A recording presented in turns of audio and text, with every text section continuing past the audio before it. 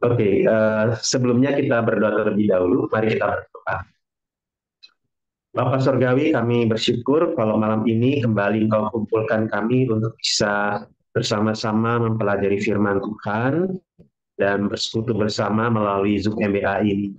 Tuhan yang pimpin dan sertai pertemuan ini, Tuhan yang sucikan dan kuduskan kami, khususnya hamba-Mu yang akan menyampaikan materi, sehingga yang ia bagikan itu tidak melenceng dari kebenaran firman Tuhan, bukan kebenaran dia sendiri, tetapi Allah lah yang menitipkan kebenarannya untuk kami nanti pada malam hari ini.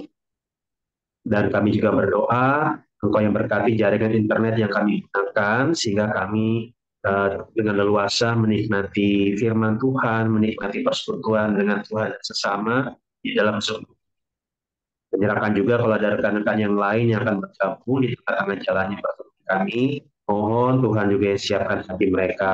Buat yang lain yang mungkin sedang berkendala, Tuhan yang sertai. Dan kalau ada di antara kami juga atau di antara rekan-rekan yang lain, ada yang enggan atau mungkin malas, biar Tuhan anugerahkan kerinduan bisa bersekutu dan bertemu di dalam pembahasan Injil Markus dan Matius pada malam hari ini. Dalam nama Tuhan Yesus kami berdoa dan bersyukur. Amin. Amin. Oke, ya rekan-rekan kita akan memulai pertemuan kita. Saya akan coba uh, tampilkan.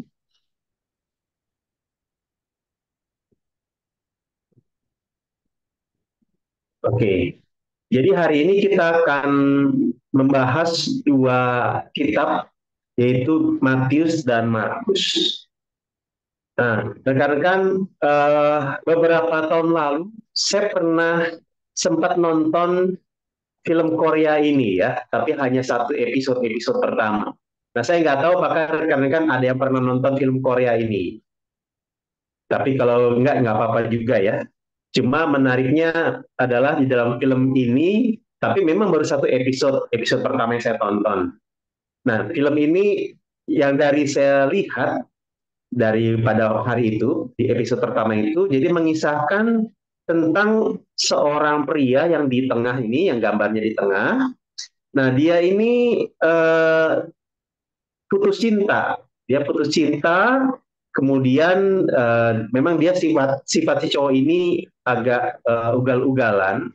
Kemudian singkat cerita, akhirnya ketika dia putus cinta, dia terus ke sebuah hotel dan kemudian mungkin karena dia sempat mabuk, dia ketika di hotel sempat ada di kolam renang dan ketika di kolam renang kemudian dia lupa pakaiannya di mana sehingga akhirnya dia menemukan pakaian karyawan hotel di sana.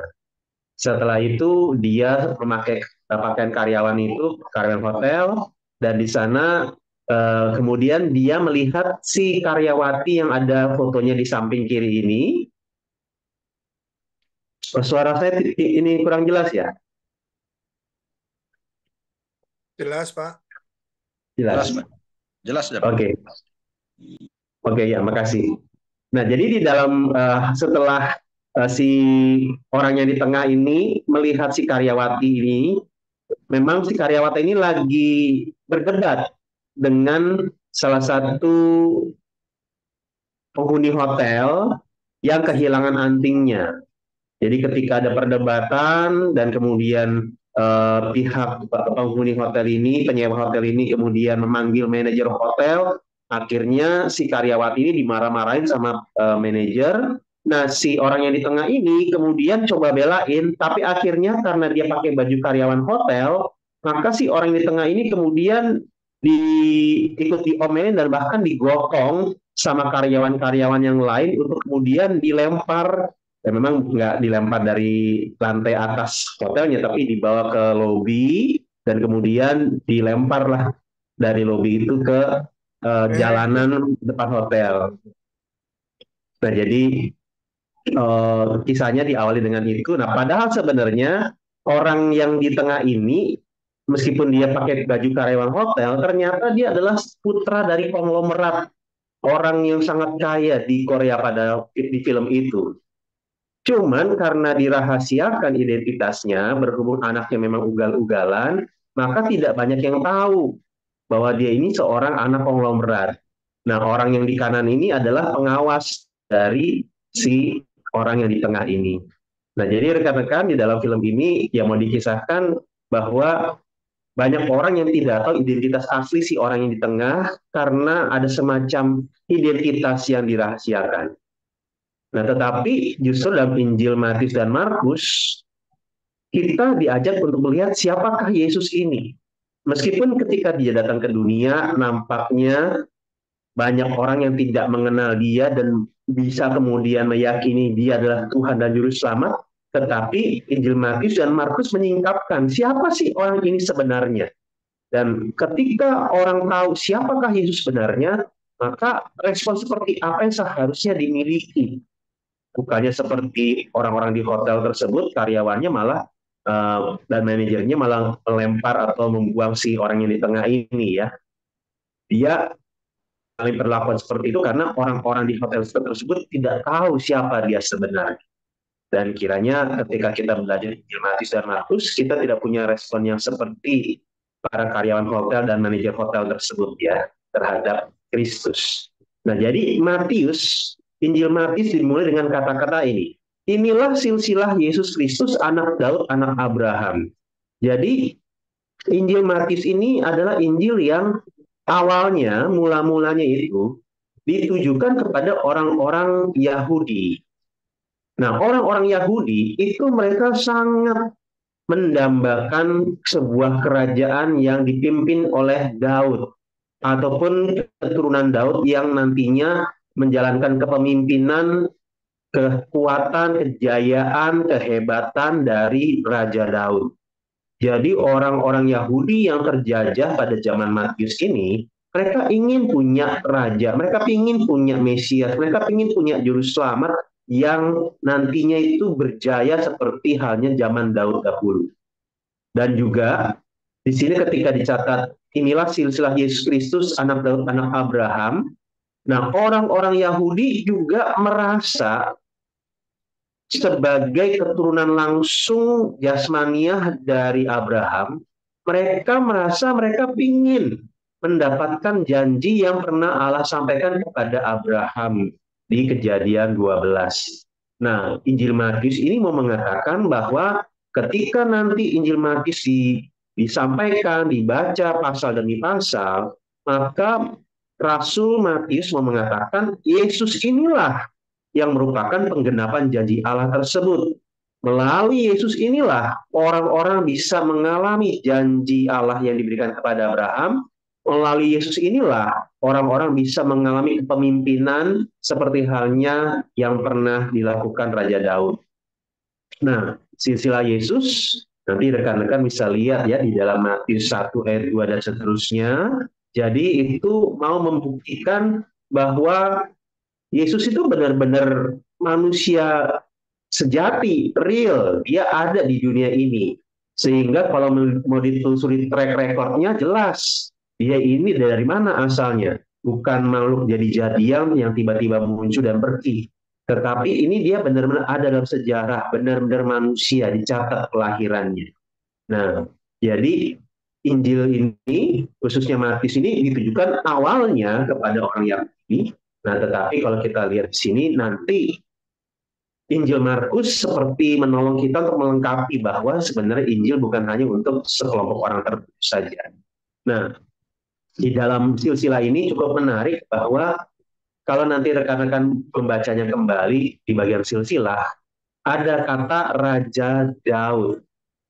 Jadi berarti ini adalah sebuah cara dari Rasul Matius mengatakan bahwa Daud yang dimaksud bukan Daud yang biasa-biasa saja, tetapi Raja Daud.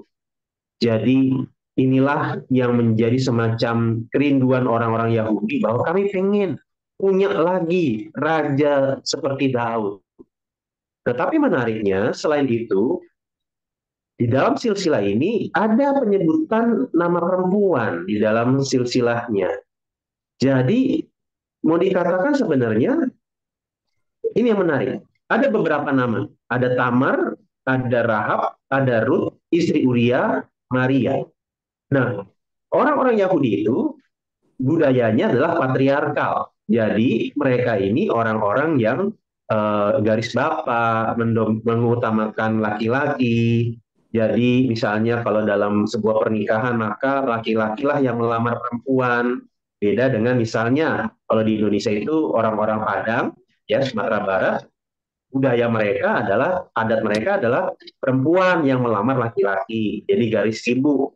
Nah, tapi ternyata meskipun ketika silsilah Yesus ditampilkan punya nama laki-laki yang disebut, ternyata di dalam pasal 1 ini ada beberapa nama perempuan yang disebut.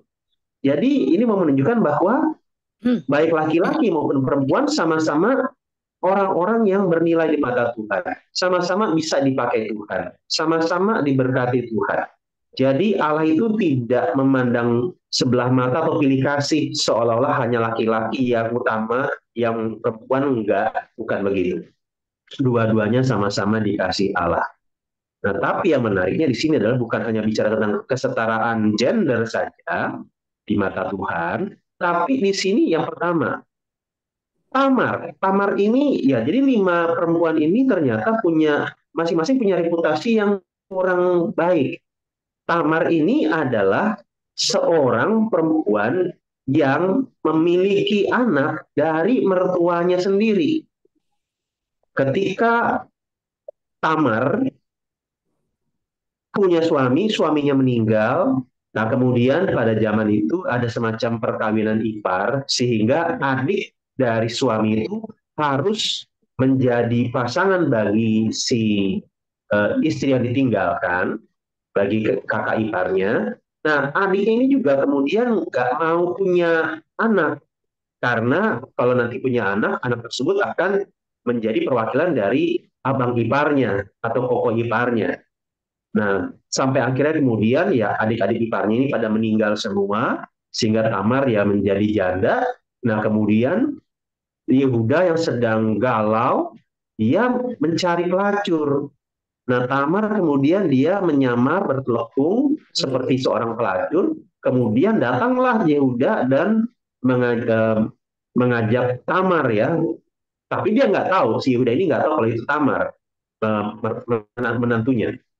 Ya, singkat cerita akhirnya mereka bersetubuh dan akhirnya Tamar hamil dan nantinya ya melahirkan dari mertuanya sendiri. Jadi memang di sini ada reputasi yang buruk yang disebutkan. Demikian juga Rahab. Rahab di dalam kitab Yosua, dia adalah seorang yang disebut di dalam kitab Yosua ini seorang pelacur. Jadi ternyata salah satu keturunan ini, silsilah dari Yesus ini ternyata adalah seorang pelacur. Meskipun dia ini seorang pelacur dan kemudian seorang non-Israel, tapi ternyata dia turut mendapatkan berkat janji Tuhan. Kenapa? Karena dia, meskipun dia tahu, dia didatangi oleh 2 mata-mata Israel. Dia tahu mata-mata Israel ini akan menjadi bangsa yang akan menyerbu bangsanya Rahab, orang-orang Yeriko, tapi Rahab melindungi mereka. Bahkan ketika tentara Yeriko menginspeksi tempatnya Rahab dan bertanya, di mana 2 mata-mata yang ada di sini? Rahab bilang, nggak ada di sini, udah pulang, udah pergi. Nah, ketika itu dia berani ngebohongin, mengkhianatin bangsanya sendiri demi menyembunyikan 2 mata-mata Israel. Kenapa? Karena dia meyakini Allahnya orang Israel adalah Allah yang sejati, Allah yang berkuasa, sehingga dia rela untuk, ya bisa dikatakan murtad dari agamanya, mengkhianati bangsanya sendiri. Dan disinilah dia mendapatkan berkat janji Tuhan.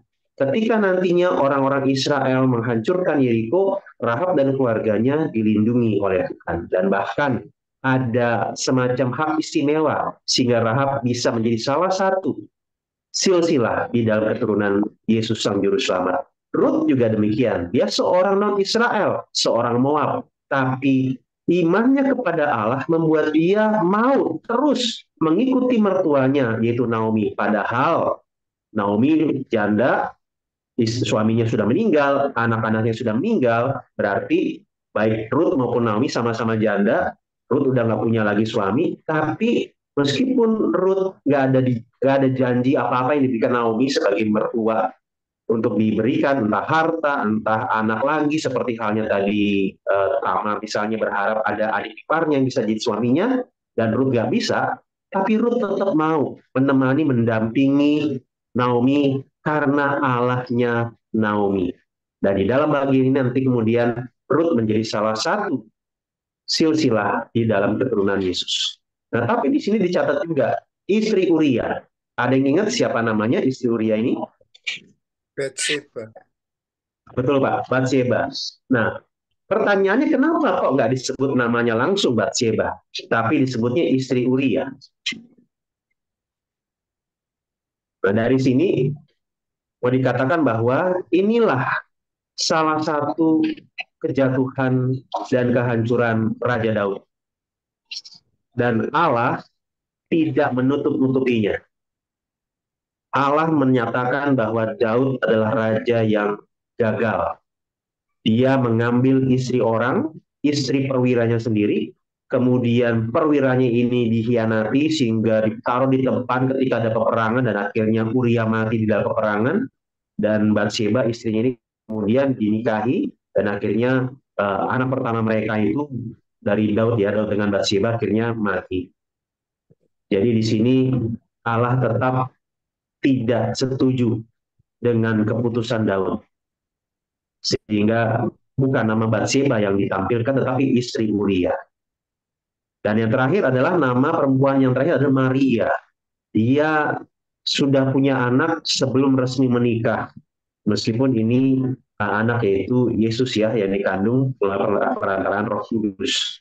Tetapi intinya kita melihat bahwa nama-nama perempuan yang disebutkan adalah nama-nama perempuan yang punya reputasi yang kurang baik. Tapi menariknya di sini kita melihat bahwa Allah mengizinkan adanya orang-orang yang punya reputasi buruk menjadi silsilah bagi Yesus. Artinya, Yesus ini adalah juru selamat bagi semua kalangan. Mau itu raja, mau itu hamba, mau itu orang yang saleh, mau itu orang yang tidak bermoral, orang yang reputasinya buruk, mau itu laki-laki, mau itu perempuan. Yesus adalah juru selamat bagi semua kalangan. Sehingga inilah yang membuat sebenarnya Yesus itu harusnya dekat dengan kita. Kita harusnya tidak perlu sungkan untuk mendekat kepada Yesus. Nah, jadi kalau kita lihat di dalam Matius 1:17, nanti kalau teman-teman baca kembali, Abraham sampai Daud itu 14 keturunan, Daud sampai pembuangan Babel 14 keturunan, Babel sampai Kristus itu ada 14 keturunan. Cukup menarik penggunaan angka ini, 14, 14, 14. 14 itu kalau dalam perkalian berarti 2 kali 7. 7 itu adalah angka sempurna ya, angka yang genap, angka yang utuh dalam pemikiran orang Israel, orang Yahudi. Jadi kan kadang-kadang misalnya kalau orang-orang pada umumnya misalnya 13 itu angka sial. Kalau dalam budaya Chinese misalnya angka 4 itu angka sial. Nah, jadi kalau buat orang-orang Yahudi, angka 7 itu angkanya Allah, angka yang utuh, sempurna. Genap di sini bukan 2468 ya, tetapi angka yang utuh, angka yang lengkap. Nah, menariknya nama Daud ini, oh ya maaf, ini ternyata jenis hurufnya tidak ada di ini ya, di aplikasi saya. Jadi David atau Daud dalam abjad Ibrani itu ternyata ini ya, ada kalau rekan-rekan lihat di dalam dua lingkaran itu, jadi Dalet dengan Waw. Jadi Dalet, Waw, Dalet. Nah, Dalet itu kalau dalam abjad Ibrani itu urutan keempat, Waw itu dalam abjad Ibrani urutan keenam. Jadi Dalet, Waw, Dalet. Jadi abjad keempat, abjad keenam, abjad keempat, Dalet, Waw, Dalet. Jadi Daud. Nah, jadi nama Daud itu kalau dalam abjad Ibrani terdiri dari 3 huruf ya. Dalet, Waw, Dalet.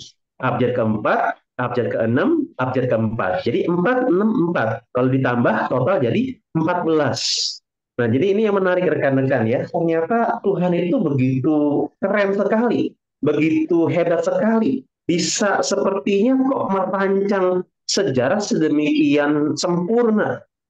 Dari tadi ya kalau kita lihat ya, Abraham ke Daud 14, Daud ke Babel 14, Babel ke Kristus 14. Nah, titik baliknya itu, titik puncak dan titik baliknya itu di Daud. Nah, nama Daud berdasarkan abjad Ibrani itu total hurufnya kalau dijumlahkan tadi 14. Nah, indah ya teman-teman sekalian. Dan ini mau digambarkan bahwa Yesus inilah penggenapan dari pengharapan orang-orang Israel mengenai raja yang dijanjikan, raja yang berjaya seperti zaman Daud. Nah, penjelasan lagi tentang Mesias ada di dalam ayat 1, arti nama Yesus. Nah, teman-teman harus ingat, Yesus itu arti namanya adalah ini. Allah adalah keselamatan.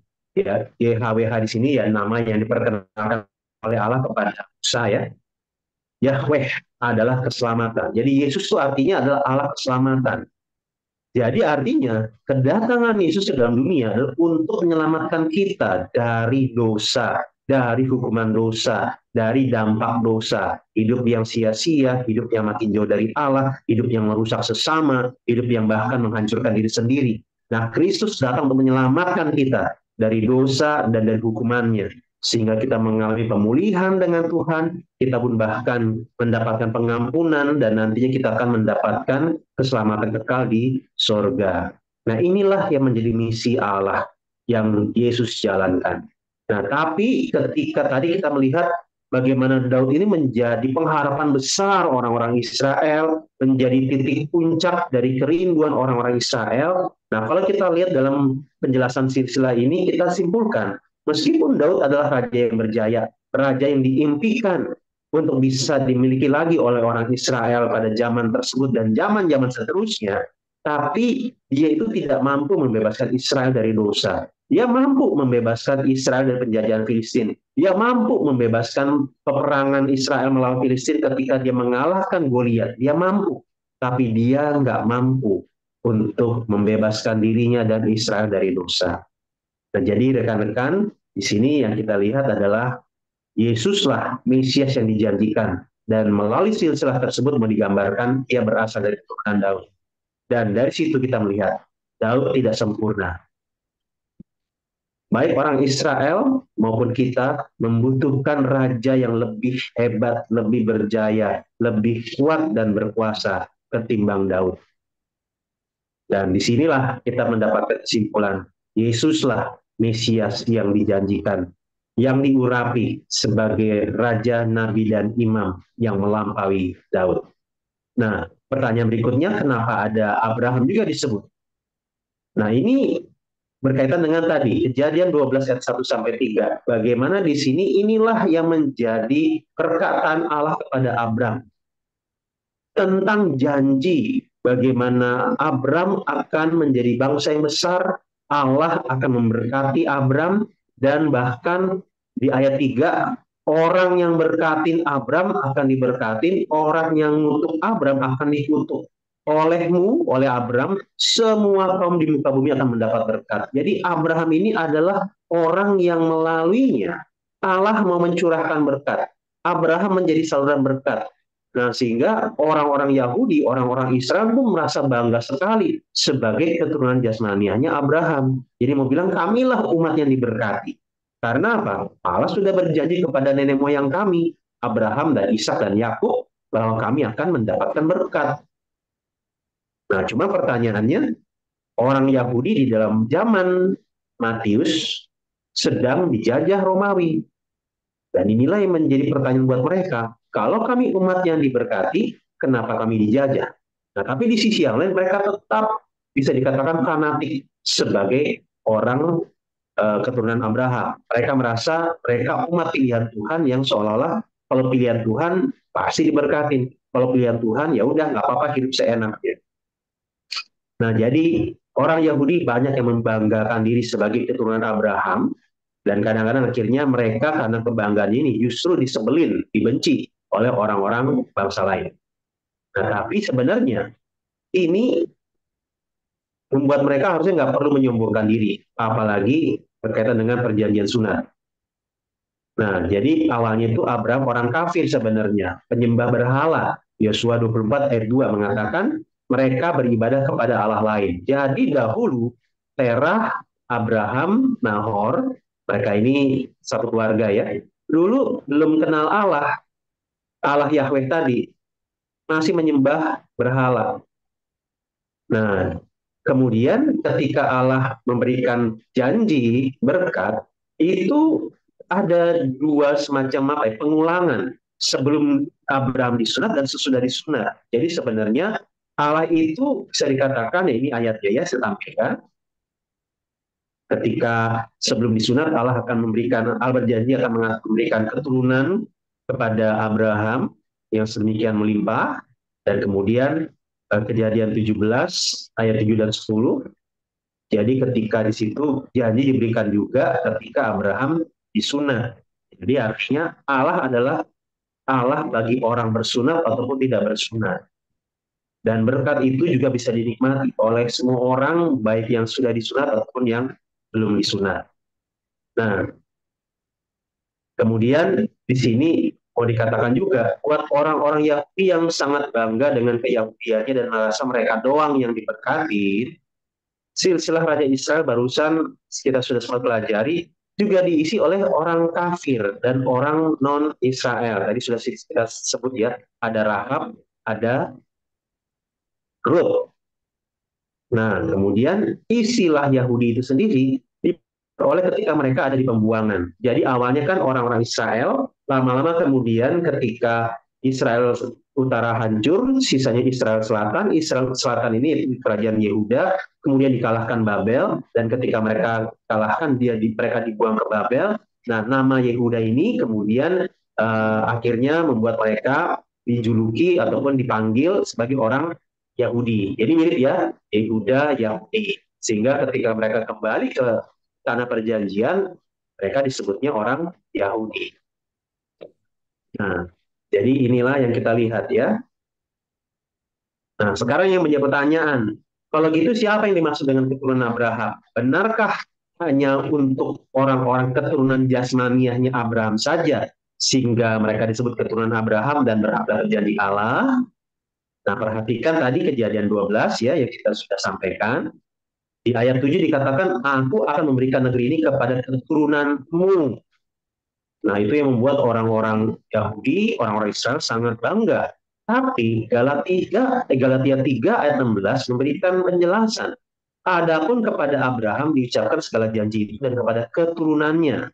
Tidak dikatakan kepada keturunan-keturunannya seolah-olah dimaksud banyak orang, tetapi hanya satu orang, dan kepada keturunanmu, yaitu Kristus. Jadi di dalam Kejadian 12 ayat 7 ketika disebut keturunanmu, itu bukan ke banyak orang, satu bangsa, tapi ke satu orang. Kalau banyak orang, satu bangsa, berarti kan banyak banget, harusnya keturunan-keturunan.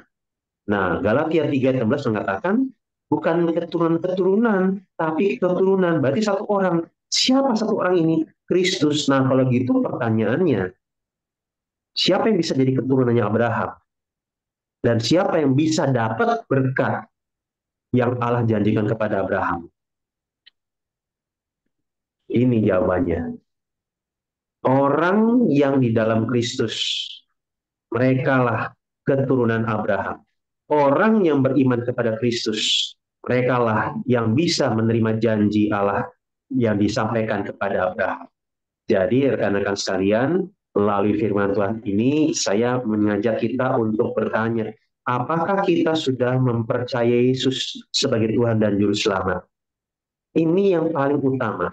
Disinilah kita mendapatkan atau tidak mendapatkan janji Allah. Inilah yang menjadi kuncinya. Apakah kita menjadi keturunan Abraham atau bukan keturunan Abraham? Sehingga bisa jadi, meskipun secara jasmania, orang-orang Yahudi, mereka keturunan Abraham, tapi kalau mereka tidak beriman kepada Kristus, maka mereka tidak memperoleh janji Allah yang Allah berikan kepada Abraham. Jadi janji ini bukan bicara tentang hal jasmaniah, tetapi rohaniah, rohani. Sehingga meskipun kita bukan orang non-Yahudi, meskipun kita bukan orang Yahudi, tapi kalau kita beriman kepada Kristus sebagai Tuhan dan Juru Selamat, kita termasuk dalam umat pilihan Allah. Kita bisa mendapatkan janji berkat Allah yang Allah sampaikan kepada Abraham. Apakah saudara mau? Nah, di sini juga di dalam Injil Matius juga ada yang menjadi penekanan juga. Siapakah Yesus? Jadi di dalam Matius 16 ayat 13 sampai 20 di situ diberikan kisah ketika Yesus dan murid-muridnya tanda kutip retret ke daerah Kaisarea Filipi. Yesus bertanya, siapa anak manusia itu? Nah, kemudian Petrus mengatakan pada akhirnya ketika Yesus bertanya, kalau gitu menurut kamu, apa katamu siapa aku ini? Petrus bilang, engkau adalah Mesias, anak Allah yang hidup. Jadi di sini Tuhan Yesus bertanya, apa sih pandangan orang-orang tentang Yesus ini? Dan kemudian ketika berbagai pandangan disebutkan, Yohanes Pembaptis, Elia, Yeremia, Nabi, dan lain-lain, Petrus bilang, engkau adalah Mesias, anak Allah yang hidup. Nah, ini juga menjadi pertanyaan yang perlu kita ajukan kepada diri kita. Siapakah Yesus itu bagi kita? Nah, di sini Tuhan Yesus memunculkan tema anak manusia yang belum pernah ia sebutkan pada bagian-bagian awal. Nah, setelah pasal 16 ini muncul pertanyaan itu. Nah, jadi di sini menarik bahwa ketika Yesus bertanya tentang anak manusia, Petrus jawabnya anak Allah yang hidup. Nah, ini memang tidak perlu dipertentangkan, tetapi ini sebenarnya dua istilah yang mengacu kepada pribadi yang sama. Intinya, Yesus itu adalah Allah sekaligus manusia.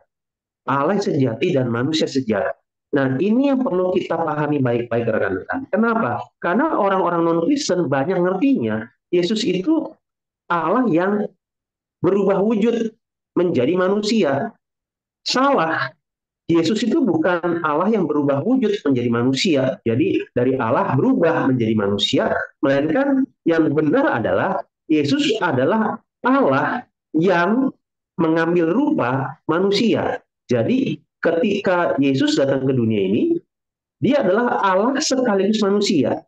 Jadi bukan berubah dari Allah menjadi manusia, melainkan Allah yang mengenakan sifat atau kealamiahan dari manusia. Sehingga Yesus ini adalah Allah sekaligus manusia, bukan Allah yang berubah menjadi manusia. Berarti Yesus adalah Allah 100%, manusia 100%. Kalau orang-orang non-Kristen banyak yang memikirkannya Yesus adalah manusia saja 100%. Allah kealahannya hilang semua. Bukan itu ya. Nah, makanya kalau rekan-rekan nanti nonton di YouTube itu kadang-kadang ada orang-orang non-Kristen yang kemudian mencoba menggoyahkan iman orang-orang Kristen dengan bilang begitu. Nah, oke, kita lanjut saja ya. Kita langsung masuk kepada Injil Markus. Injil Markus juga dimulai dengan pernyataan mengenai siapa Yesus. Dikatakan inilah permulaan Injil tentang Yesus Kristus, anak Allah. Seperti ada tertulis dalam kitab Nabi Yesaya. Lihatlah, aku menyuruh utusanku mendahului engkau. Ia akan mempersiapkan jalan bagimu. Ada suara orang yang berseru-seru di padang gurun. Persiapkanlah jalan untuk Tuhan. Luruskanlah jalan baginya. Demikianlah Yohanes Pembaptis tampil di padang gurun dan menyerukan, bertobatlah dan beri dirimu dibaptis dan Allah akan mengampuni dosamu. Jadi di dalam bagian awal ini kita bisa melihat bahwa ada sosok yang diperkenalkan yaitu Kristus Yesus yang adalah anak Allah. Nah, karena ada pribadi yang agung ini, maka ada pendahulunya, utusan yang mengajak orang siap-siap menyambut kedatangan Kristus ini, yaitu Yohanes Pembaptis. Jadi rekan-rekan kalau di Jakarta ini, mungkin ada yang tahu juga ya, beberapa ruas jalan sampai akhirnya ditutup. Kenapa? Karena Sri Paus yang di Vatikan itu datang ke Indonesia, khususnya di beberapa hari ini datang ke Jakarta.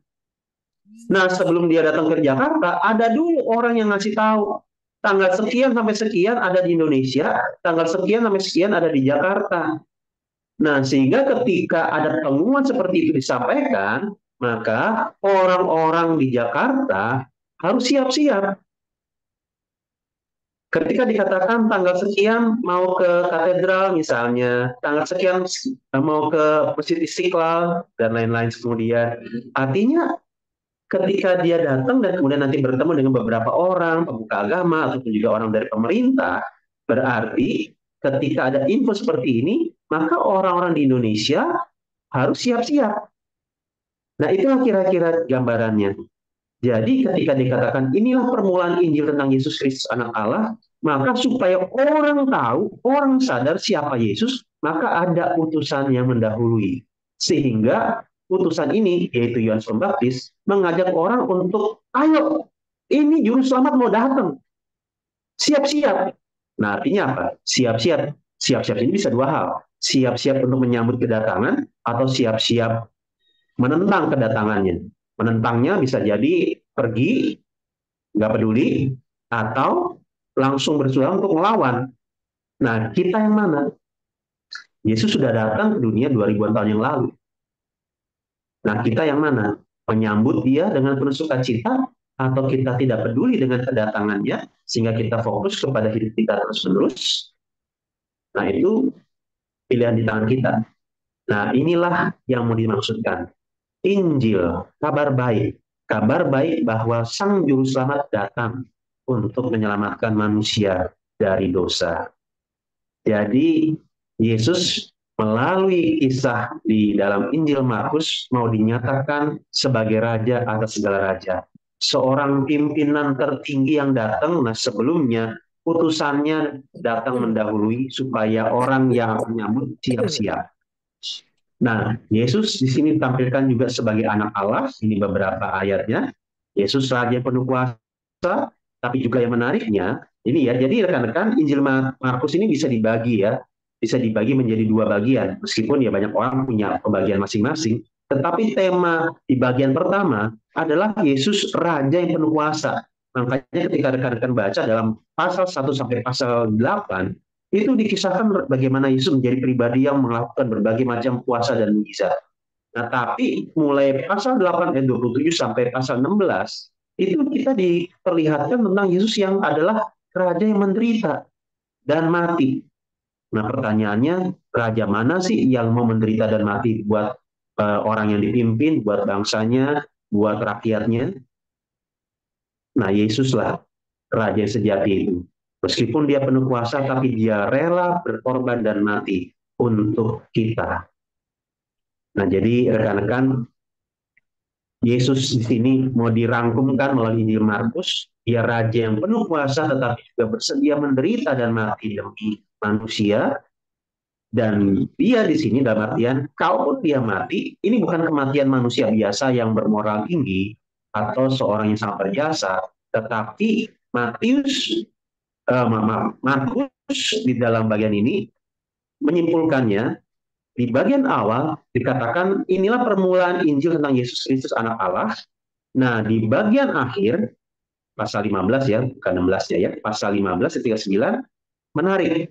Waktu kepala pasukan yang berdiri berhadapan dengan dia melihat matinya demikian, berkatalah ia, sungguh orang ini adalah anak Allah. Kepala pasukan melihat Yesus mati, kok dia bilang Yesus anak Allah? Harusnya kan orang akan bertanya, kok mati sih? Maksud anak Allah mati? Berarti bukan Allah dong. Nah, itu kan pertanyaan dari orang-orang non-Kristen yang menolak Yesus. Nah, tapi justru kepala pasukan bilang begini, ngelihat matinya, dia bilang orang ini anak Allah. Jadi melalui kematian dan juga nanti kebangkitannya, kita diajak untuk meyakini Yesus itu adalah anak Allah. Dia Allah sejati. Nah, sehingga kiranya bagian ini setidaknya memberikan peneguhan buat kita bahwa Yesus adalah Allah sejati, bukan hanya manusia saja. Sehingga kematiannya itu memberikan keselamatan bagi kita. Nah, karena itu justru salah satu tema besar dalam Injil Markus yaitu tentang kemuridan, discipleship. Jadi pemuridan buat beberapa gereja mungkin memikirkannya tentang komsel, kelompok kecil. Tapi teman-teman, kemuridan itu bukan kelompok kecil. Kemuridan itu artinya mengikut Yesus, jadi murid Yesus. Jadi kalaupun di sebuah gereja ada komsel, ada community care dan lain-lain, kalau orang-orang di dalamnya nggak menjadi pengikut Yesus, nggak makin taat pada Yesus, itu bukan discipleship, itu bukan pemuridan. Nah, komsel, kelompok kecil, di gereja, ataupun dimanapun itu benar-benar pemuridan ketika orang-orang di dalamnya itu makin taat kepada Yesus, makin mengasihi Yesus, makin meneladani Yesus. Makanya Markus 8 ayat 34. Ketika orang banyak itu lagi ngikutin Yesus, ibaratnya para fans ini datang, Yesus bilang, setiap orang yang mau mengikut aku, dia harus menyangkal dirinya, memikul salibnya, dan mengikut aku. Menyangkal diri artinya apa? Artinya berkata tidak terhadap ego pribadi, berkata tidak terhadap keinginan diri, dan kalau dia bilang tidak kepada kehendak diri, dia berarti berkata iya kepada kehendak Allah. Memikul salib artinya bersedia untuk menderita, terhina, bahkan mati demi Yesus. Mengikut aku artinya meneladani Yesus dan bersedia kemanapun bersama-sama dengan Yesus. Nah, rekan-rekan, biarlah pengantar dari Injil Matius dan Markus ini memberkati kita. Oke, rekan-rekan, kalau ada yang mau bertanya atau menanggapi, dipersilakan.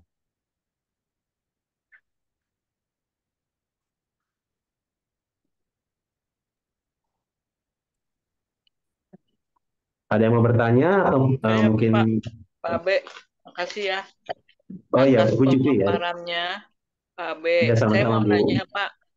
Matius 20 ayat 23 itu ada dibilang dua orang kiri dan kanan itu siapa gitu, Pak? Tolong dibaca dulu deh. Matius 20 ayat 23. 20. Ayat 23, ya. Oh ya, sebentar ya Bu, saya buka ayatnya.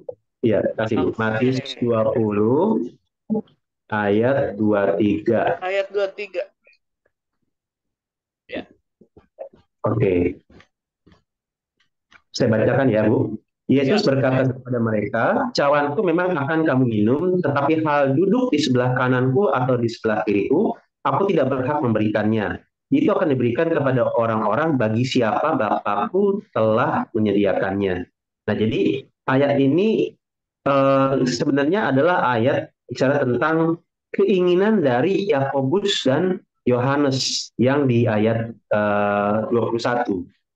Jadi kalau dalam Injil Matius ini memang menarik ya. Itu dimulai dengan ayat 20 dulu.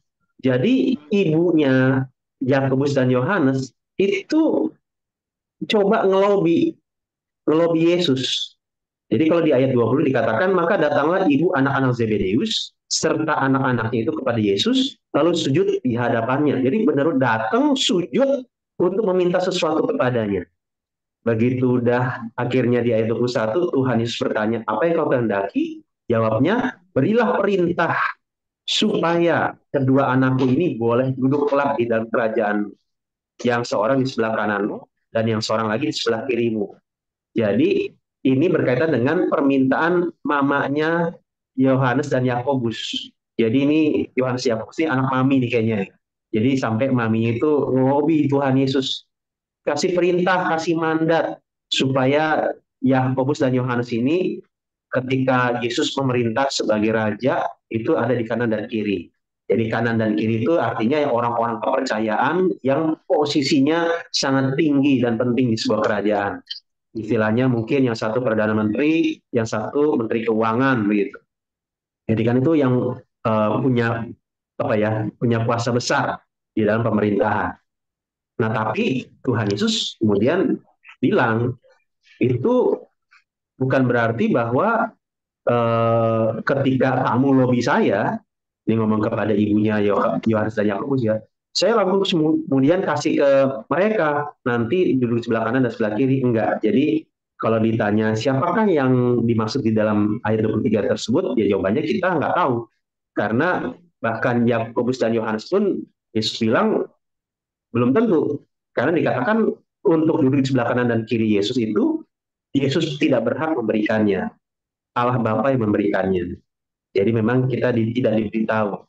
Meskipun akhirnya memang kalau kita lihat di ayat 22 kan Tuhan Yesus bilang, kamu nggak ngerti permintaan kamu. Dapatkah kamu minum cawan yang harus kamu minum? Yang harus kamu minum. Jadi cawan ini bukan maksudnya piala isinya atau cangkir isinya anggur, tapi ini cawan murka Allah. Nah mereka bilang mereka sanggup. Nah akhirnya memang dalam kenyataannya nanti Yakobus itu ya mati terbunuh pada zaman Herodes di Kisah Rasul. Dan kemudian Yohanes ya dibuang ke Pulau Patmos. Jadi ya mereka ibaratnya ya mereka menderita ketika mengikuti Yesus, bahkan mati ketika mengikuti Yesus, tapi bukan berarti kemudian mereka lah yang akan duduk di sebelah kanan dan kiri Yesus. Kita tidak diberitahu siapa yang dimaksud. Begitu Bu. Oke, terima kasih Pak Abe. Sama-sama Bu Julie. Ya, ya. Saya bertanya Pak Braham. Oh ya silakan Bu Endang. Dari Matius 22 ayat yang ke-30.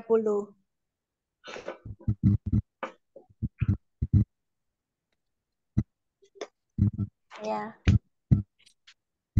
Pada waktu kebangkitan tidak kawin dan tidak dikawinkan, melainkan hidup seperti malaikat di surga.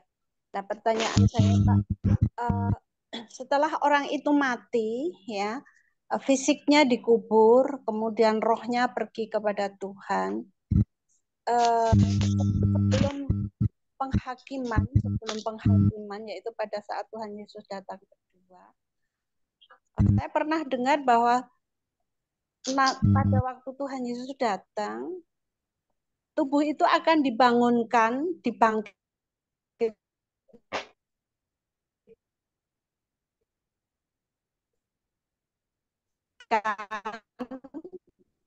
Kemudian seperti Matius 22 ayat 30 ini Pak. Jadi saya tidak tahu penjelasannya karena saya tidak paham penjelasannya. Jadi hidup seperti malaikat di surga itu kan berarti hidup tidak dengan fisik atau jasmani ya Pak. Tapi saya pernah mendengar khotbah bahwa setelah dibangkitkan itu nanti tubuh itu akan dipersatukan kembali dengan rohnya. Jadi pertanyaan saya, bagaimana sih Pak nasib orang yang sudah mati pada saat nanti Tuhan Yesus datang yang kedua kali? Terima kasih Pak Braham.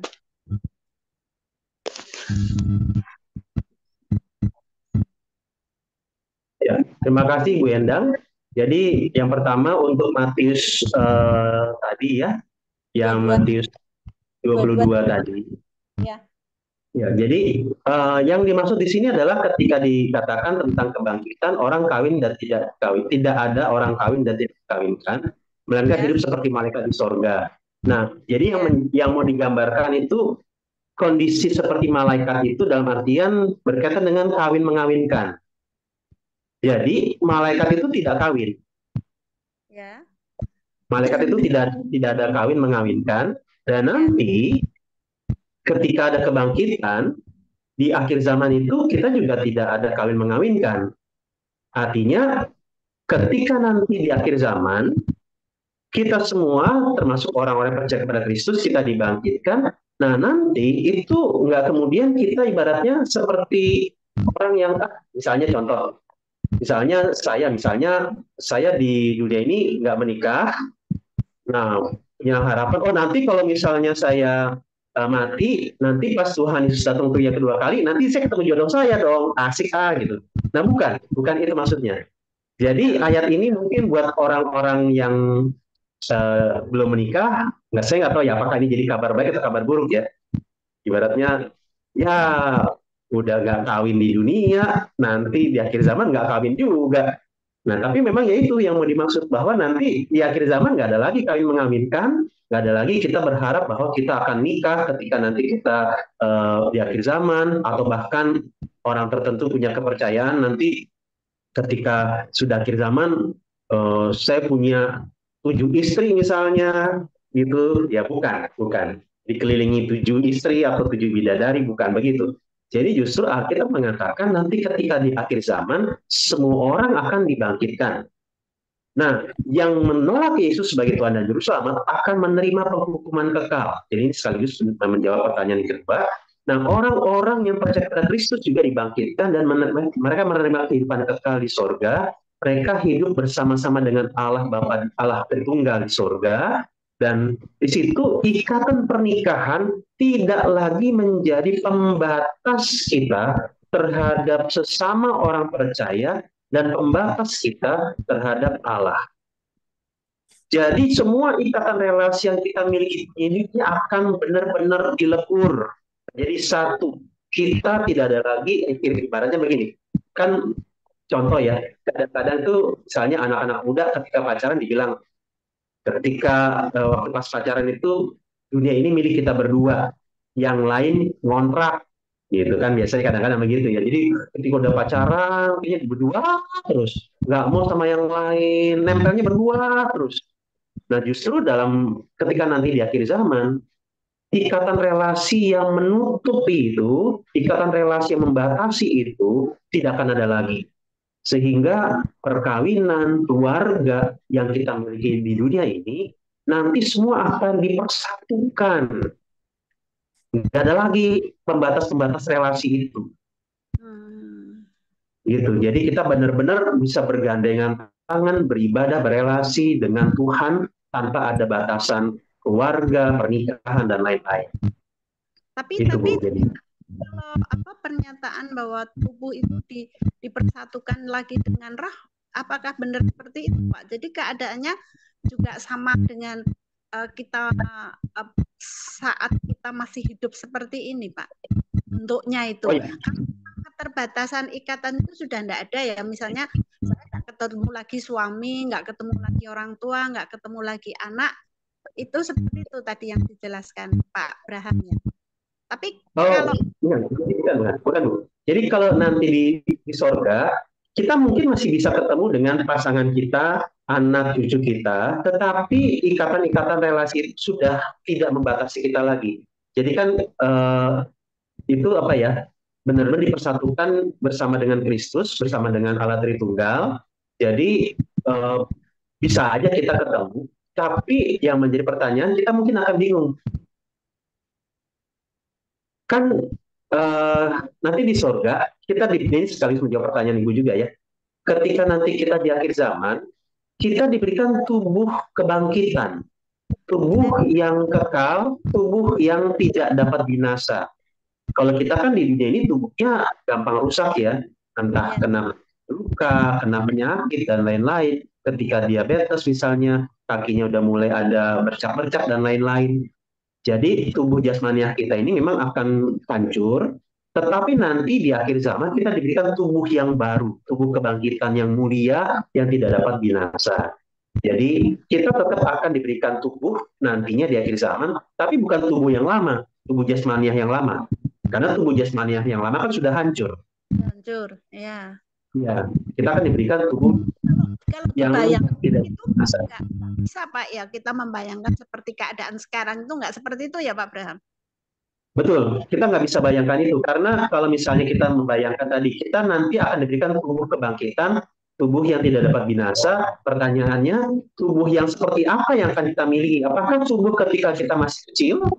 Apakah nanti yang akan kita miliki atau misalnya ketika nanti ketemu dengan keluarga atau orang lain, apakah mereka semua masih kecil-kecil seperti anak-anak umur 3, 4, 5 tahun, ataukah mungkin fisiknya nanti atau mungkin tubuhnya itu seperti orang umur 36 tahun, kita nggak tahu. Nah, jadi memang itu yang masih misteri. Tapi intinya kalau dalam 1 Yohanes 3 dikatakan kita akan diubahkan seperti Kristus.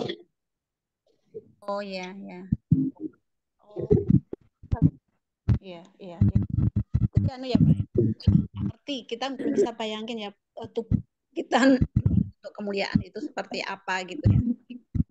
Ya, tubuh kemuliaan itu kita belum bisa membayangkan seperti apa karena memang itu bukan, kalau dalam kitab Korintus tuh dikatakan ya apa yang belum pernah dilihat mata, belum didengar di telinga, itu yang disediakan oleh Allah buat kita. Jadi sesuatu hal yang ibaratnya gini, kalau kita sudah pernah lihat di dunia ini, maka yang Allah janjikan jadinya nggak surprise lagi buat kita.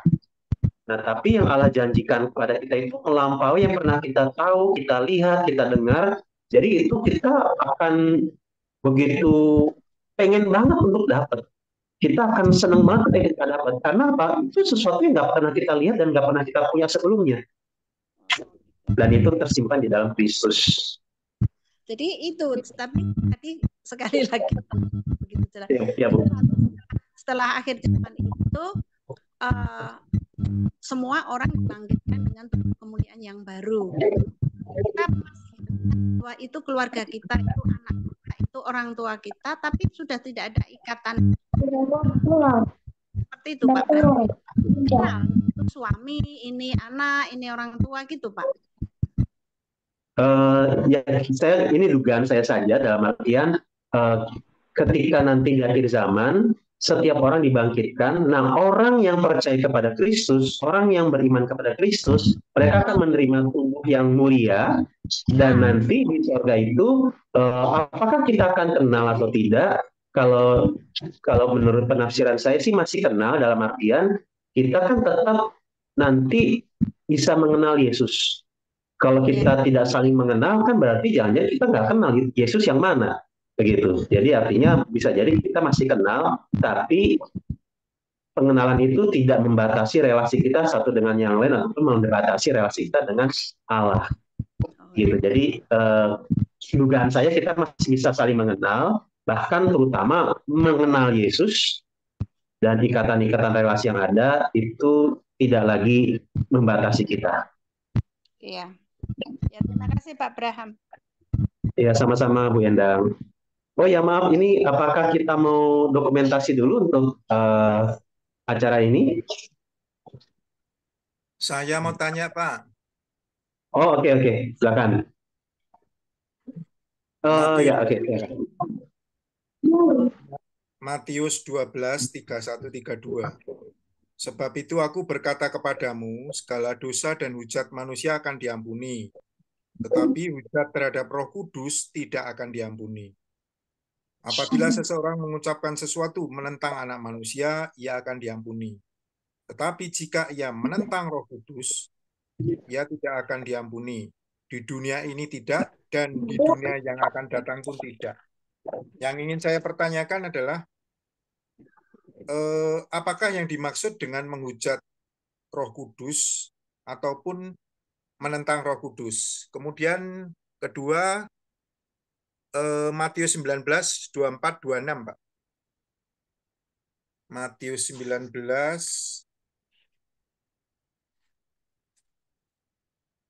24, 26. Sekali lagi aku berkata kepadamu, lebih mudah seekor unta masuk melalui lubang jarum daripada seorang kaya masuk ke dalam kerajaan Allah. Yesus memandang mereka dan berkata, bagi manusia hal ini tidak mungkin, tetapi bagi Allah segala sesuatu mungkin. Jadi ini ayat yang sulit pengertiannya, Pak. Mohon dijelaskan, masuk lubang jarum itu maksudnya bagaimana itu? Terima kasih, Pak.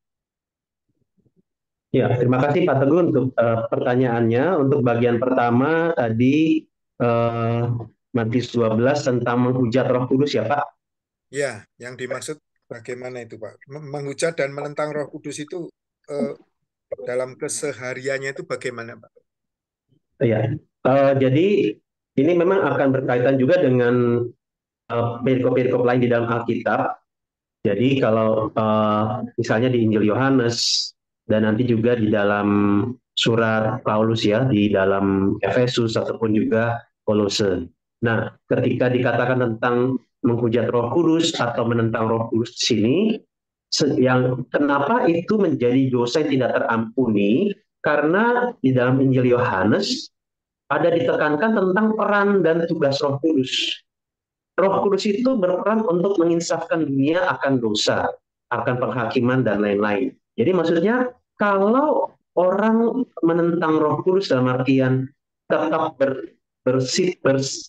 berapa ya, bersikukuh dengan dosanya, maka tidak ada lagi keselamatan buat dia. Jadi maksudnya menyangkal Roh Kudus itu artinya dia itu menolak karya Roh Kudus. Dan karya Roh Kudus utamanya adalah membawa orang untuk mengenal Yesus sebagai Tuhan dan Juru Selamat.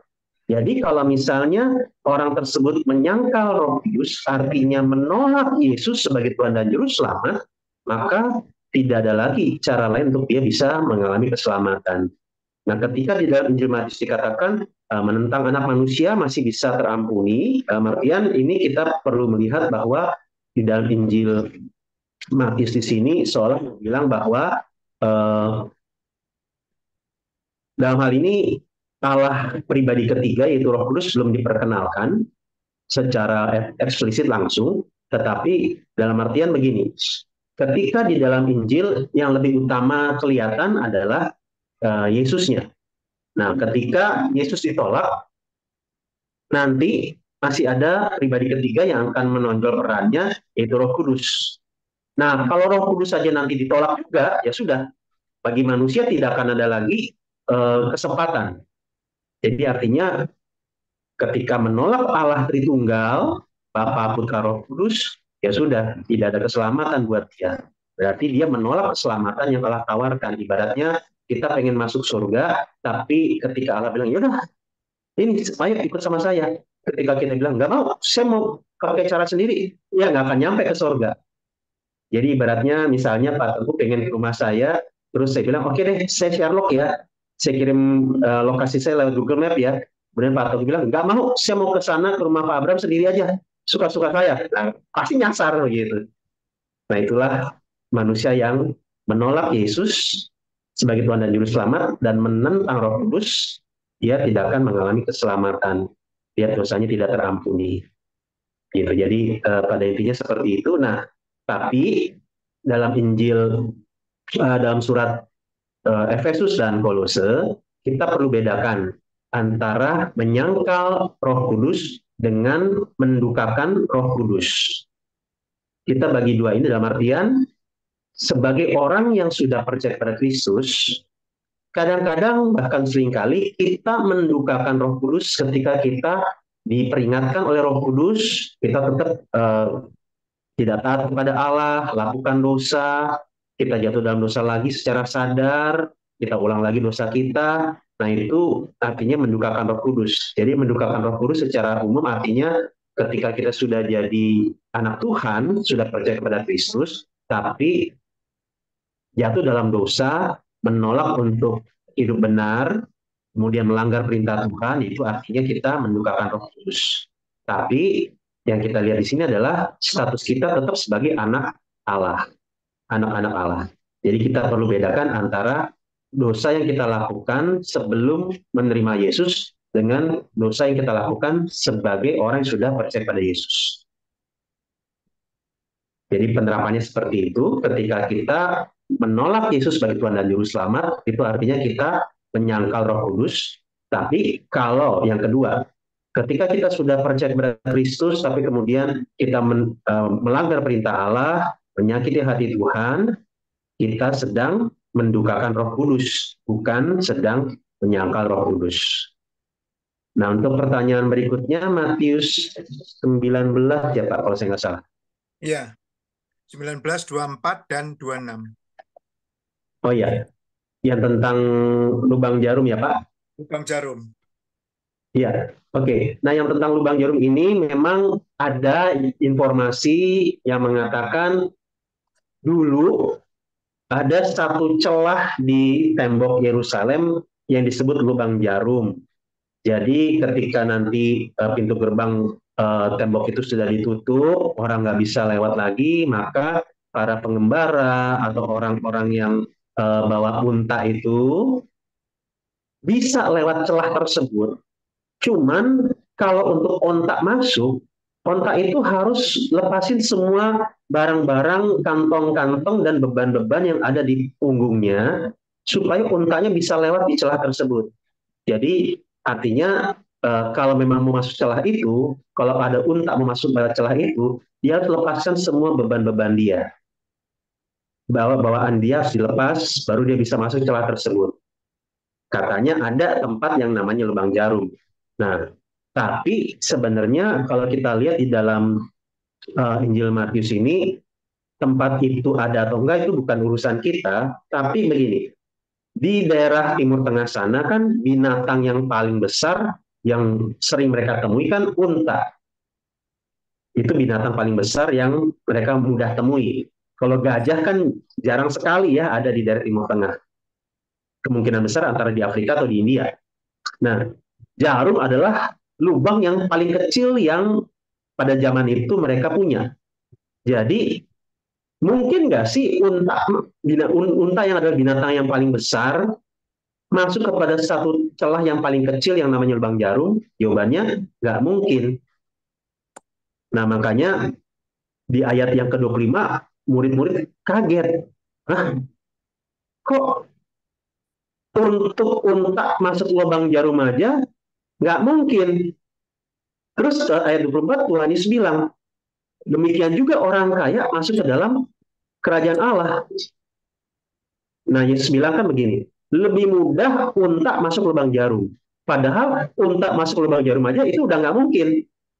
Sehingga Tuhan Yesus mau bilang, nah kalau unta aja nggak bisa masuk lewat lubang jarum, apalagi orang kaya untuk masuk ke dalam kerajaan Allah. Lebih nggak mungkin lagi.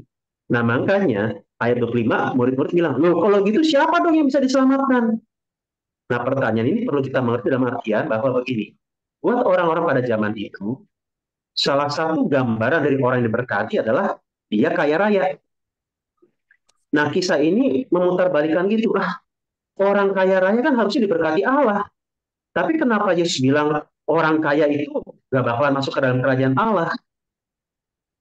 Nah, cuman ayat 26 bilang, bagi manusia hal ini tidak mungkin, tetapi bagi Allah segala sesuatu mungkin. Jadi penekanannya bukan di kaya atau enggaknya, tetapi orang miskin ataupun orang kaya bisa masuk ke dalam kerajaan Allah kalau berdasarkan pertolongan Allah.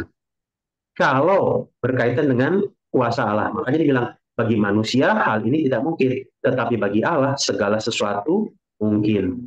Jadi bisa nggak orang kaya masuk dalam kerajaan Allah? Bisa, tapi bukan dengan kekayaan dia. Bisa, tapi bukan dengan kehebatan dia. Bisa karena anugerah Allah.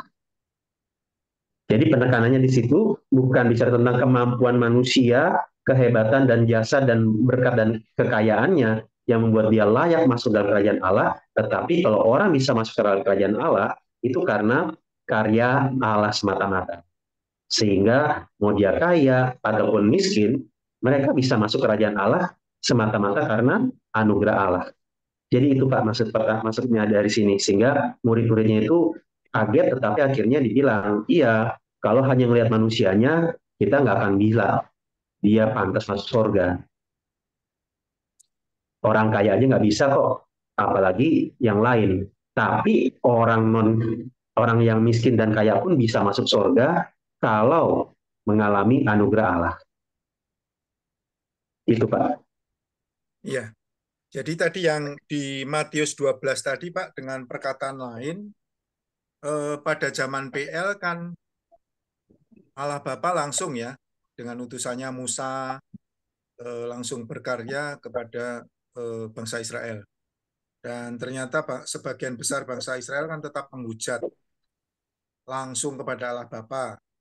Nah, itu mungkin pada saat itu mungkin masih bisa diampuni. Kemudian dalam perjanjian baru, dengan kedatangan Yesus Kristus, bagian orang Yahudi pun tidak percaya. Jadi mereka tetap mengharapkan Sang Mesias yang membebaskan dari penjajahan Romawi. Masa Tuhan yang diutus kok malah meninggal dunia? Nah, kemudian Roh Kudus ini dianggap yang pungkasan ya Pak ya. Jadi jika untuk Roh Kudus pun ditentang, dihujat, tidak dipercayakan, tidak dipercayai, artinya pintu sudah tertutup ya Pak, karena tidak diceritakan tentang pribadi yang keempat. Jadi itu the last chance ya, kesempatan terakhir yang dengan kenaikan Tuhan Yesus ke surga, beliau mengutus Sang Roh Kudus untuk memberi penerangan kepada manusia. Jadi kalau yang memberi penerangan ini ditolak, ya sudah pintu tertutup ya Pak ya. Gitu Pak yang dimaksudkan ya. Iya Pak, jadi mungkin kita perlu lihatnya memang Allah Tritunggal ini ada dari perjanjian lama, perjanjian baru, dan zaman sekarang, bahkan nanti yang akan datang, tapi memang dalam perjanjian lama yang lebih terlihat dominan, jadi lebih terlihat dominan. Meskipun tiga pribadi ini ada. Ya. Nah, di dalam Injil yang lebih dominan terlihat perannya adalah Tuhan Yesus. Yesus. Nah, setelah Kisah Rasul terutama, ketika Ya. Yesus naik ke surga, yang lebih terlihat dominan yaitu Roh Kudus. Nah, ketika pribadi ketiga ini ditolak, ya sudah, tidak ada lagi pribadi yang lain. Berarti kesempatan sudah habis. Dan pada hakikatnya ketiga pribadi ini sama ya Pak ya, yang itu Sang Allah sendiri ya Pak ya. Ketiga pribadi ini berbeda Pak, tapi setara, sama-sama Allah, tapi bisa dibedakan antara Allah Bapa, Allah Anak, dan Allah Roh Kudus. Jadi sama-sama Allah, tapi bukan sama dengan. Maksudnya Allah Bapa sama dengan Yesus, sama dengan Roh Kudus, tidak ya, tidak seperti itu. Itu yang namanya oneness. Ini ketunggalan itu beberapa orang Kristen ada yang seperti itu cara pikirnya, Allah Bapa sama dengan Allah Anak sama dengan Allah Roh Kudus, itu bukan ya. Tapi sama ini dalam artian sama-sama Allah, hakikatnya sama-sama Allah. Tapi Allah Bapa itu beda dengan Allah Anak itu beda dengan Allah Roh Kudus itu beda dengan Allah Bapa. Jadi ketiga pribadi ini sama-sama Allah, tapi berbeda satu dengan yang lain. Berbeda penugasan atau ininya Pak ya, fungsinya gitu ya Pak ya. Berbeda pribadinya. Kalau untuk penugasannya sama, dalam artian sama-sama berkarya dalam penciptaan, sama-sama berkarya dalam keselamatan, sama-sama berkarya dalam akhir zaman. Tapi memang di dalam keselamatan itu sendiri, misalnya contohnya ya Allah Bapa yang merancangkan, Allah Anak yang melaksanakan, Allah Roh Kudus yang menerapkan. Jadi yang disalib itu ya Allah Anak, Yesus pribadi kedua, yaitu Yesus Kristus. Nah, yang menerapkannya, manusianya ya Pak ya. Iya, maksudnya ya keseluruhan pribadi itu. Jadi yang disalib itu ya Yesus Kristus ya, Allah Anak itu. Nah, tapi untuk karya keselamatan yang dikerjakan 2000 tahun lalu itu bisa dialami semua orang, dialami semua orang dari segala zaman, itu karya dari Allah pribadi ketiga, yaitu Roh Kudus. Jadi sama-sama mengerjakan keselamatan, tetapi memang ada peran-peran yang berbeda. Iya Pak.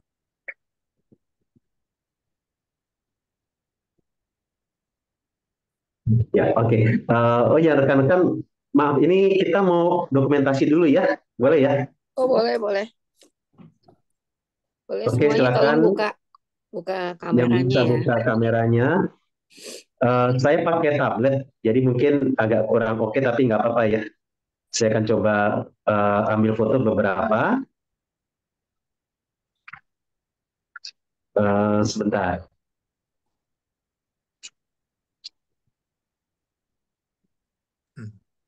TKP bisa dibuka kameranya. Yosafat buka yang satu lagi aja, itu nggak bisa dibuka ya.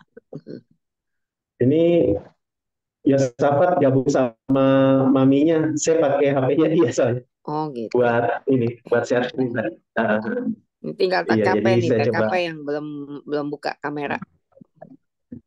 Oke, saya ambil dulu layar pertama deh. 1, 2, 3. Oke. Yang kedua. 1, 2, 3. Oke, sudah. Oke, udah jam 9 lewat, atau kita mau tutup atau bagaimana nih? Atau masih ada pertanyaan lagi? Oke, mungkin udah jam 9. Minggu depan kita ada lagi ya Zoom-nya ya.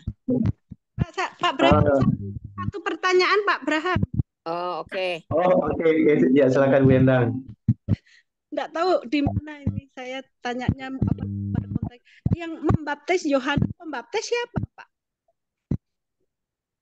Oke, ya itu kita nggak bisa pastikan ya, karena sebenarnya sih memang untuk ritual baptisan itu sendiri sudah ada juga sebelum zaman Yohanes Pembaptis, tapi memang eh, kita melihat kalau Yohanes Pembaptis ini dia membaptis itu karena dia bertugas sebagai utusan yang mempersiapkan jalan bagi kedatangan Yesus. Jadi itu yang membuat kenapa Yohanes ini spesial. Nah, cuma pertanyaannya siapa yang membaptis Yesus? Ya kita tidak tahu. Karena yang membaptis Yohanes, Pak. Yohanes Pembaptis. Kalau yang membaptis Yohanes Pembaptis. Kalau Yesus kan dibaptis Yohanes, dibaptis Yesus membaptis Roh Kudus, ya. Yang membaptis Yohanes itu sebelum dia membaptis orang-orang yang percaya sebagai utusan, apakah dia juga dibaptis terlebih dahulu? Lah siapa itu ya? Siapa sih yang membaptis Yohanes? Oke, ya Alkitab memang tidak memberitahu secara langsung siapa yang membaptis Yohanes. Nah, cuman yang perlu kita tahu adalah begini. Yohanes Pembaptis itu sendiri seperti saya sudah sebutkan bahwa di dalam budaya dan zaman Israel pada waktu itu sendiri sebenarnya sudah ada juga baptisan sebagai gambaran dari diterimanya seseorang dalam sebuah komunitas.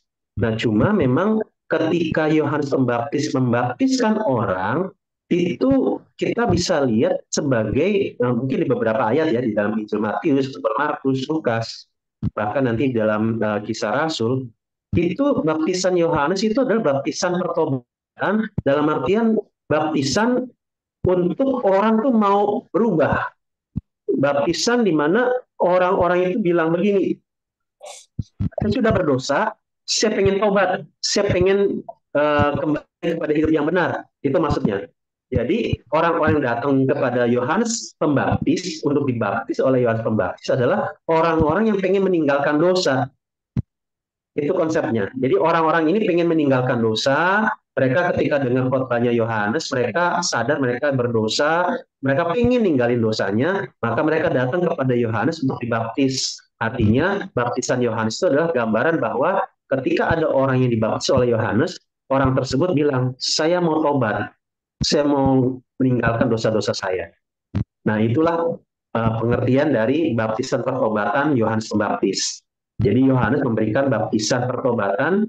Jadi orang-orang yang ingin meninggalkan dosa, mereka mau dibaptis oleh Yohanes. Nah, makanya waktu Tuhan Yesus datang untuk dibaptis Yohanes, Yohanes bilang, loh kok kenapa kamu mau dibaptis oleh saya? Baptisan saya kan baptisan pertobatan. Baptisan dari orang-orang yang bilang, saya mau meninggalkan dosa dan mau hidup benar. Jadi makanya Yohanes bilang, bahkan membuka tali kasutnya pun saya nggak layak. Jadi artinya apa? Yesus ini nggak berdosa. Jadi Yohanes kaget dan bingung, aduh gimana dong? Harusnya saya dibaptis oleh kamu. Saya masih bisa jatuh dalam dosa. Engkau nggak berdosa. Nah, jadi inilah yang menariknya bahwa ketika Yesus datang untuk dibaptis oleh Yohanes, ini sebuah pesan, penekanannya adalah bahwa meskipun Yesus tidak berdosa, dia mau dibaptis oleh Yohanes karena apa? Yesus bersedia hadir bersama-sama orang berdosa. Jadi kita bisa bayangkan Yohanes itu ketika di Sungai Yordan, itu sedang menerima antrian orang-orang yang pengen bertobat. Berarti saat itu orang-orang yang datang kepada Yohanes adalah orang-orang yang ibaratnya pakai nempel, berdosa. Misalnya yang satu dosanya korupsi, yang satu dosanya berbohong, yang satu dosanya berzina, yang satu dosanya berjudi dan lain-lain. Jadi ini yang datang kepada Yohanes tuh orang udah pada lihat, oh ini orang-orang berdosa nih, ini dosanya banyak nih. Tiba-tiba di antrian itu ada Yesus. Nah bayangkan kalau misalnya ada orang lain nih yang lihat antrian orang-orang berdosa ini pengen tobat, tiba-tiba melihat Yesus, apa yang muncul dalam pikiran orang-orang tersebut? Mereka akan bilang, wah itu orang berdosa berarti itu Yesus. Padahal dia tidak berdosa. Nah, justru di sini mau dibilang, Tuhan Yesus nggak malu bersama-sama dengan orang berdosa. Kenapa? Karena dia pengen menyelamatkan orang berdosa. Jadi dia terhitung sebagai orang berdosa, padahal dia tidak berdosa, karena dia ingin bersama-sama dengan orang berdosa, agar orang-orang berdosa bisa diselamatkan oleh Kristus. Jadi kita melihat kerendahan hati Kristus, keterbukaan hati Kristus. Dia tidak malu bersama-sama dengan orang berdosa. Dia tidak malu dicap sebagai orang berdosa. Karena dia ingin menyayangi dan menyelamatkan orang-orang berdosa. Sehingga justru melalui kisah pembaptisan itu, kita harusnya makin ingin datang kepada Yesus. Jadi kita ketika jatuh dalam dosa, jangan malah meninggalkan Yesus, jangan malah kabur, jangan malah makin menjauh dari Tuhan, melainkan justru datang kepada Tuhan. Karena Tuhan ngerti apa artinya menjadi orang yang dilabeli sebagai orang berdosa. Dia pengen orang berdosa bertobat. Begitu, Bu.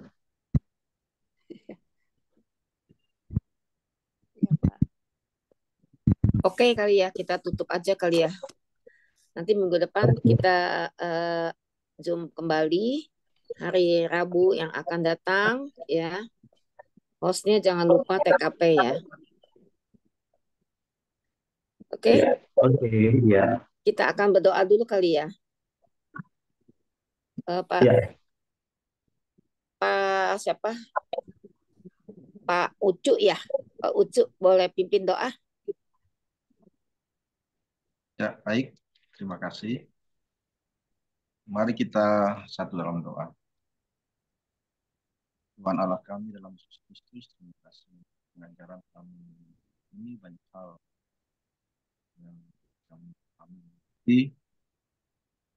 dan yang terlebih penting kami bertanya dalam kehidupan kami. Terima kasih bicara untuk semua mengakhir kisah dan akan tidur tentang menjaga tubuh jiwa roh. Besok pagi kami boleh bangun dengan tubuh yang sehat. Terpujilah namamu Tuhan dalam Yesus Kristus kami berdoa. Amin. Amin. Ya. Amin. Terima kasih semuanya untuk kehadirannya. Maaf tadi saya tadi lupa. Maaf benar-benar saya ngeblank.